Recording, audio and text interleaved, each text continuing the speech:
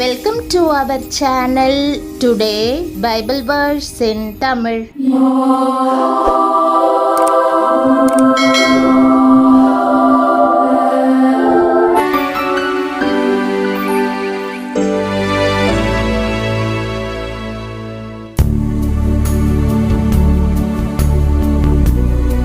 இன்றைய வசனம் அப்போஸ்தலர் 2ஆம் அதிகாரம் 17ஆம் வசனம். கிறிஸ்துவுக்குள் பிரியமானவர்களே, நம்முடைய ஆண்டவரும் இரட்சகருமான இயேசு கிறிஸ்துவின் வல்லமையுள்ள நாமத்தில் உங்களை வாழ்த்துகிறேன். பிரியமானவர்களே, தேவன் ஆச்சரியமான வாக்குத்தத்தத்தை உங்களுக்கென்று வைத்திருக்கிறார். அவர் கடைசி நாட்களில் நான் மாம்சமான யாவர் மேலும் என் ஆவியை ஊற்றுவேன், அப்பொழுது உங்கள் குமாரரும் உங்கள் குமாரத்திகளும் தீர்க்க தரிசனம் சொல்லுவார்கள், உங்கள் வாலிபர் தரிசனங்களை அடைவார்கள், உங்கள் மூப்பர் சொப்பனங்களை காண்பார்கள் என்று கூறுகிறது. இது கர்த்தராகிய இயேசு கிறிஸ்து கொடுத்த வாக்குத்தத்தம் செய்த கர்த்தர் ஒருபோதும் வாக்கு மாற மாட்டார். ஆகவே உங்கள் ஆசீர்வாதத்திற்காக இந்த வாக்குறுதியை உரிமையாக்குங்கள். இதையே பழைய ஏற்பாட்டில் யோவேல் 2:28-29 நான் மாம்சமான யாவர் மேலும் என் ஆவியை ஊற்றுவேன், அப்பொழுது உங்கள் குமாரரும் உங்கள் குமாரத்திகளும் தீர்க்க தரிசனம் சொல்லுவார்கள், உங்கள் மூப்பர் சொப்பனங்களையும் உங்கள் வாலிபர் தரிசனங்களையும் காண்பார்கள். ஊழியக்காரர் மேலும் ஊழியக்காரிகள் மேலும் அந்நாட்களிலே என் ஆவியை ஊற்றுவேன் என்று வாசிக்கிறோம். ஆம், வாக்குறுதி அளித்தவர் ஒருபோதும் அதை திரும்ப எடுக்க மாட்டார். மாறாத அவர் உங்களுக்கு கொடுத்த வாக்குறுதியை நிறைவேற்றுவார். வாக்குறுதியின்படியே உங்கள் தேவைகள் அனைத்தையும் அவர் பூர்த்தி செய்வார். நம்முடைய கர்த்தராகிய இயேசு கிறிஸ்துவின் வாழ்க்கையிலும் அதுவே நடந்தது.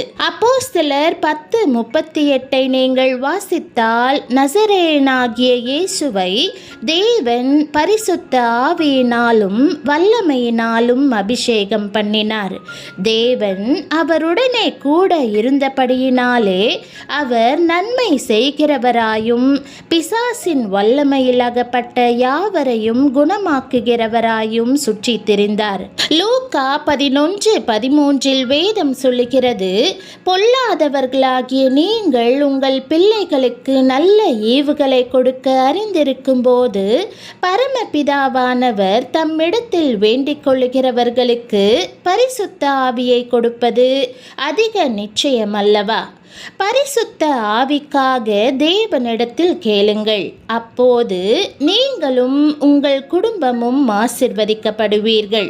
இதைத்தான் எபேசியர் 3:16 நீங்கள் அவருடைய ஆவியினாலே உள்ளான மனுஷனில் வல்லமையாய் பலப்படவும் என்று நாம் வாசிக்கிறோம்.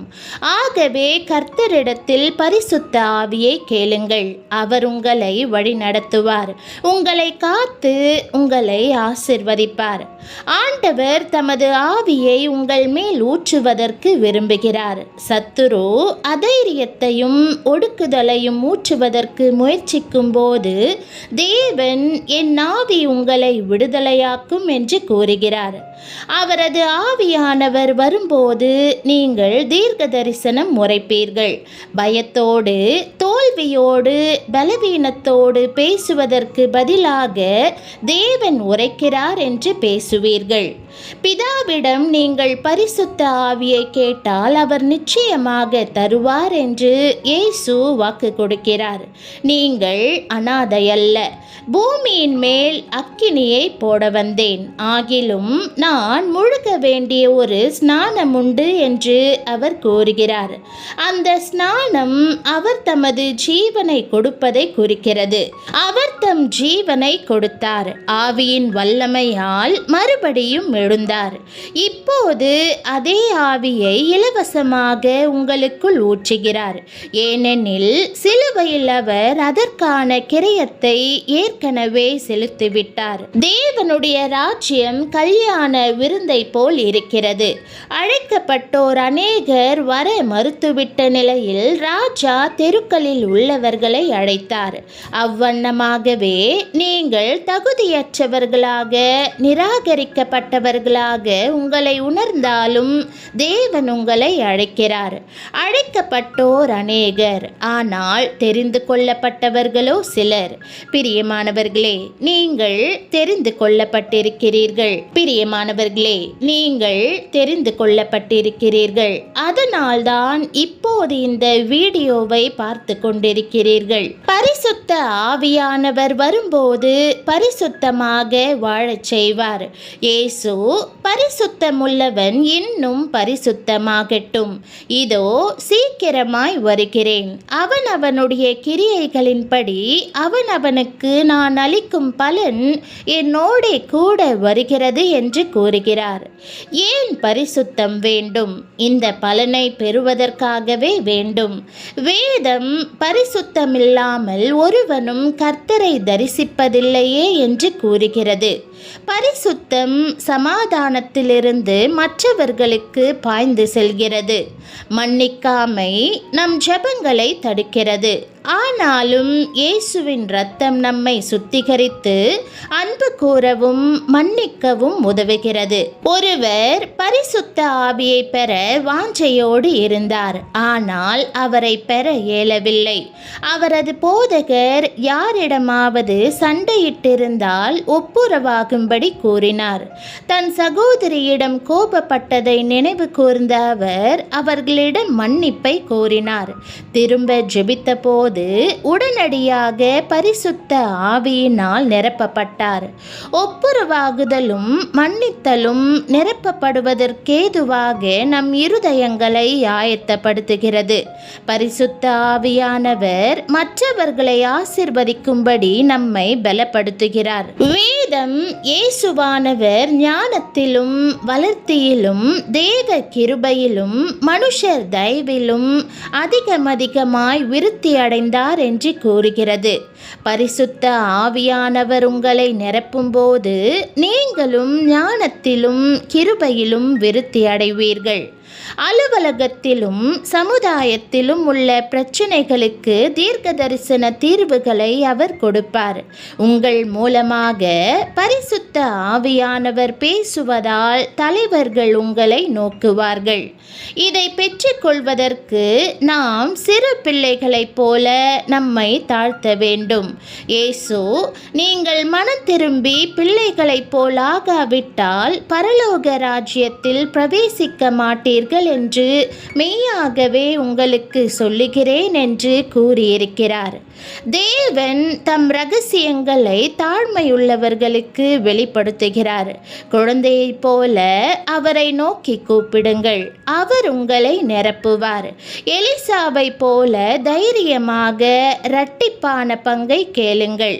இந்த தலைமுறையின் குமாரரும் குமாரத்திகளும் தம்முடைய தீர்க்க தரிசன ஆவியினால் நிரப்பப்பட வேண்டும் என்று தேவன் வாஞ்சிக்கிறார்.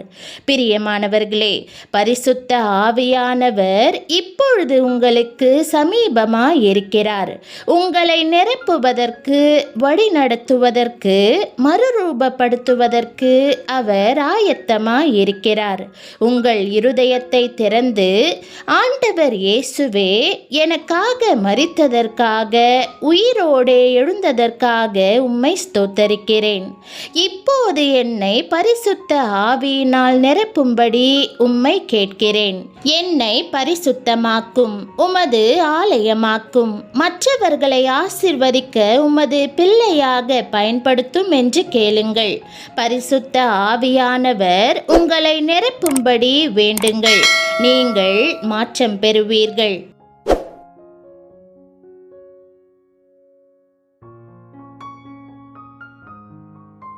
ஜெபம். பரம தகப்பனே, யாவர் மேலும் உம்முடைய ஆவியை ஊற்றுவதற்காக நீர் வாக்கு பண்ணியிருப்பதற்காக உம்மை ஸ்தோத்தரிக்கிறேன்.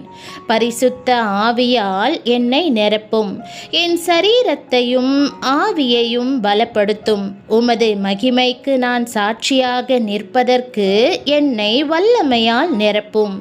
வெளியேற பெற்ற ஈவாகிய பரிசுத்த ஆவியை நான் பெறுவதற்காக எனக்காக சிலுவையில் மரித்து மறுபடியும் உயிரோடு எழுந்ததற்காக உம்மை ஸ்தோத்தரிக்கிறேன். இன்று வந்து என்னை பரிசுத்த ஆவியினால் நிரப்ப வேண்டும் என்று தாழ்மையுடன் கேட்கிறேன். என் இருதயத்தை உம்முடைய இரத்தத்தினால் கழுவி மன்னிக்கப்படாத சுவடுகளை அகற்றி உம்மை போல் என்னையும் பரிசுத்தமாக்குவீராக. ஆண்டவரே, என்னை உம்முடைய ஆலயமாக்கும், சத்தியத்திற்குள் நடத்தும். உம்முடைய அன்பிலும் நீதியிலும் ஜீவிக்கும்படி என்னை பலப்படுத்தும். என்னை உம்முடைய பிள்ளையாக மற்றவர்களை ஆசிர்வதிப்பதற்கு, உம்முடைய வார்த்தைகளை தைரியமாக பேசுவதற்கு, இந்த உலகத்திற்கு உமது வெளிச்சத்தை கொண்டு செல்வதற்கு பயன்படுத்த வேண்டும் என்று இயேசுவின் நாமத்தில் ஜெபிக்கிறேன் நல்ல பிதாவே, ஆமேன். தேவனுடைய நாமம் மகிமைப்படுவதாக. ஆமேன்.